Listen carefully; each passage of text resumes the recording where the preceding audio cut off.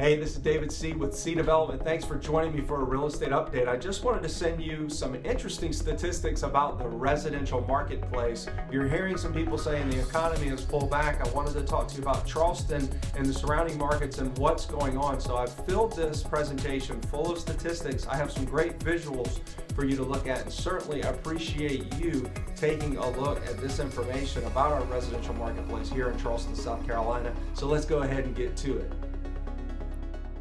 Quick shout out to my friends over at IRR for another great round of information. One thing that I thought was interesting from their most recent market report was that home ownership being down. We hear this all the time about the millennials not necessarily wanting to own homes at this point in time. I do believe there is a phase of their life that they get sick of apartments and absolutely want to move in, but you cannot deny that multifamily development is up by 30%. And right now, permits for new homes is not even close to being on pace. So we'll get into the information here in a second, but there is a lot of truth to the multifamily development. But here's the good news. Jobs are being created. The job creation is slower to increase than most would have anticipated. There was not a true accelerator in this most recent recovery. Usually there's a huge accelerator that they could identify and say that was one of the main reasons. It was more of a slow increase recovery, that just allowed them to grow. So it wasn't an explosionary growth, but it was just slow and steady, attributed to job creation, and it did not even reach close to the pre-recession levels before that. And so here's three reasons why. Demographically, geographically, and then generationally, what you have is a change in demographical patterns, a change in geographical patterns of where people want to live, and then also the generational shift between the baby boomers coming in, the millennials not necessarily wanting to own right out of the gate. And so what you have is only a 25% healthy residential marketplace, and that really is for market housing, arm's length transactions. It's only 25% healthy. So that could be a cause for concern because there was not an accelerating event. Because of all this, you have a 25% healthy market. But yet, in a place like Charleston, the shift has occurred. People are not afraid to move up to Summerville, and what's driving them into those marketplaces? Hey, they want new homes.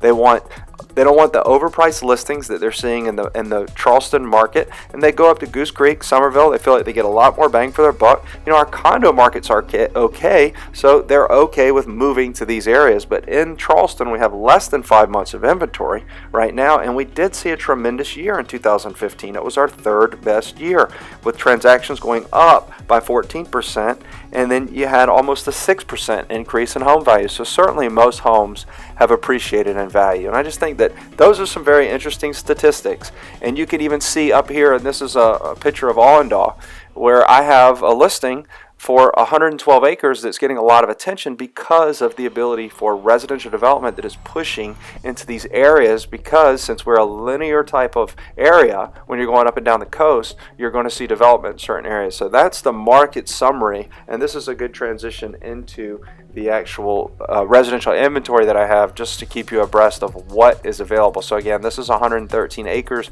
available for residential development, and then I have a similar type tract up in McClellanville, 35 acres that you could do large home sites, anywhere from 5 to 10 acre lots.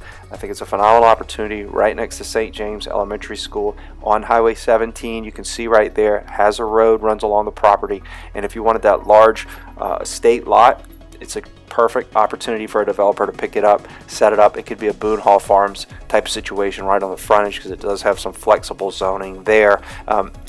Also had a residential condominium at least so quickly over in Shelmore Village. I wanted to talk to you about that. Actually, due to circumstances, I leased it twice in a short period of time, and really helps people understand that when it comes to rentals, they're going hot. It's very difficult to find a good rental property out there, so keep that in mind. That's why all these multifamily statistics are absolutely true.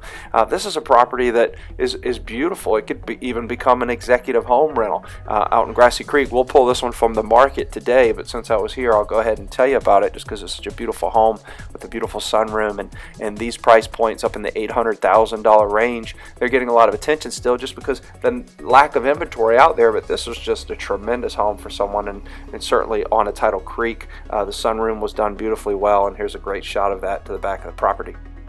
Moving over to Rivertown on the Wando, what a flexible 5-bedroom property right there on Shields Lane. Such a great opportunity, great community, flexible floor plan even for aging parents. Had a restroom and a bathroom and a bedroom downstairs.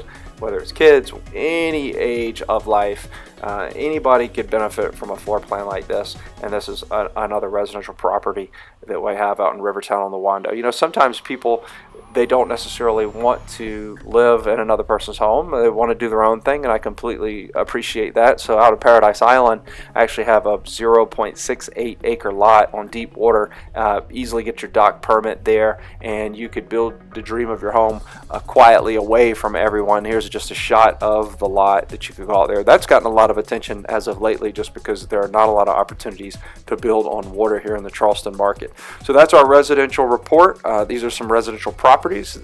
My clients that you're seeing, these are taking advantage of the Hustle Forever marketing system. Please get on my list. I do have some great updates for you. And this is David Seay of Seay Development Real Estate. Thank you for your time and attention.